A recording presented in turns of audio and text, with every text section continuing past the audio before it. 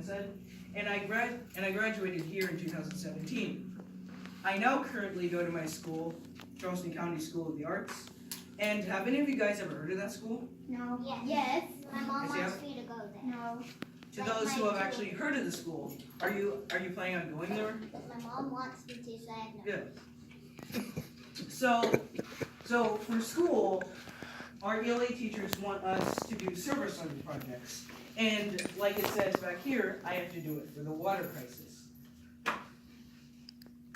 Tell me, have you guys ever read the book A Long Walk to Water? No. Are you actually planning on showing them that book someday? In 5th grade. Okay. I've actually read it, but I forgot what it's about. I have read it, but I Yep. In 2 years. So I feel like I'm ready. I'm not going to spoil the book for you. Is it okay if I just give like? Oh yeah, what's go for it, about hon. Okay, so it's okay. Yeah, So it's like that's a double story about these two kids in Africa. One takes place in 1985, following the adventures of Salva. That one is actually a true story. Salva is a real person that lived in Africa. Due to a civil war, he had to migrate from his country, Sudan. And then the second story takes place in 2008, following Naya. Her village has a water problem, and there were men going to fix that one. And before I start, have any of you ever heard about the global water crisis? No? Okay. So this is what it is. So, you know what percent makes up the Earth's, of the Earth? No. It was 70%. Yes. The Earth is 70% water. And believe it or not, there are some countries that don't have a lot of water. As you can see from this map, America has a lot of water, the richer countries, and then countries like Africa, they're having not enough water. So that's where water scarcity comes from. So enter me. Why am I here? I want to spread awareness about this issue. This is a serious issue of the world. Even places in America, even they don't have enough water. So it is up to us that have more water than them to give it to them. And between us, and we did go to water missions again, except this time we had to walk there. And the distance between SOA and water missions is 2 miles. So we had to walk 45 minutes between each. And our way there, we had to carry an empty bucket. Because at the end of the field trip, we had to carry a full bucket of water back to SOA, where we just kind of dumped it. Kind of ironic, talking about the problems. And have you guys ever had a dry mouth before? No. Yeah. Does it feel uncomfortable? No. It does. Okay. Imagine always having to live like that, and always having to live in 80 to 100 degree temperature. That would be good. And I know it gets hot like here sometimes. Just think about it. Some of them don't even have air conditioning. Oh. Like, because here, when it gets hot, we can just turn on the AC and then everything is fine. I'm outside. Or for them, they have to live in it. And just as I mentioned before, how we had to walk, that's for them every day.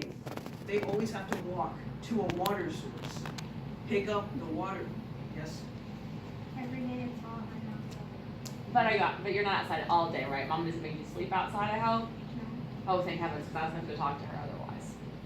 If I was, I would sleep on the couch on the porch. Oh, okay. Alright. Like I have mentioned before, we had to walk there during a field trip. And for us, for my class, it was a one-time thing. But for them, It's every day. They have to constantly carry water buckets on their head, migrating hours just to make sure that they get the water. And the water may not even be clean. And it's dangerous to drink dirty water. It causes severe health problems and even death too. And just to note, if they migrate, it makes it easier for them, but the water source can change. Yes? I watched the Jungle Book on like the cartoon form of it, and then Mowgli sees a girl who had to go to the pond and get water. So you're making a TV or cartoon connection, is that right? Alright. So what can you do? What I want from you, it's not that hard. It's very simple. I just want you to tell everybody you know about this. To your family and your friends. And just telling them that, they can even motivate them to help. Yeah. I just asked you to do that for the people in Africa. That might be the best way. So, yeah, any questions? No, you're all good? Okay. My ELA teacher, her name is Miss Horschel, she sympathizes for them, and it's okay to sympathize with them. She's really concerned about this issue, because when we watched videos about it, you could see her breaking down and crying. And we all had to run up and hug her. And that shows how living conditions there is not very good. Yes? Basically like the opposite of Antarctica.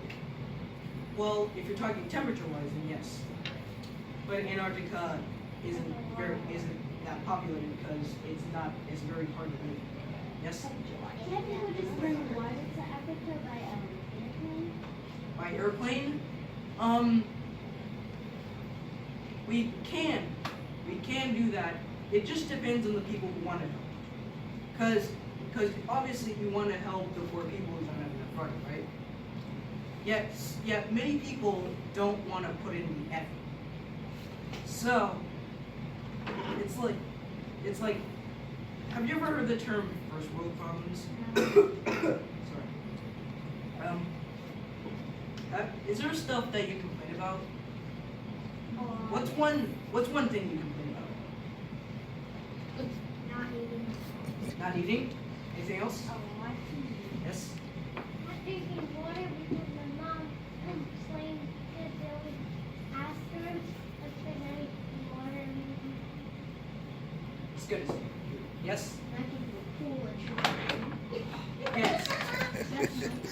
So obviously, these seems like all those that they listed seems like big issues to you, right? Like, please, I always complain when I forget to charge my phone during the middle of the night. So I'm just like you in that way. But for them, they don't even have, like I said, they can't drink water. Do you think their health? They're very healthy down there? Due to all the water, due to the little water that they have? No? Makes sense. Yep. So, what would you do to help? I would fly over there and bring a bunch of water. Alright, good. Anybody else want to say how they can help? Yes? I already helped them. My dad supports them by using money Yeah. to give to a charity that helps them. Does your dad have a specific company, water company that he works for? A charity? Okay. Yes? My dad has these huge things that can get gallons of what it's called? No. Do you have any idea what you think it might be called?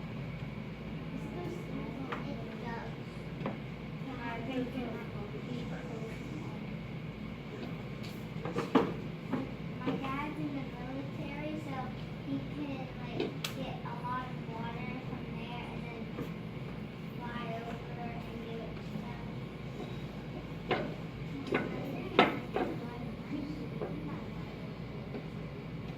Alright, seems like you guys all have great ideas to help them. And some of you are already helping them. And that's good. So my objective is to get you all aware of this issue. And some of you might be more aware of this issue once you get into 5th grade. Yeah. Miss Lane, do you have any comments about this? And we'll do lots in 5th grade. We'll do a service project, and we'll look at lots of local groups. Water Mission will be one of them, and we'll look at some other ones. But you'll see, like, my girls, you wouldn't be here with me right now. I would only have those 2 boys, because I would have a very small class. Because the ladies were not as responsible for education. Their job was to get water for the family. So you poor ladies would have to walk miles to collect water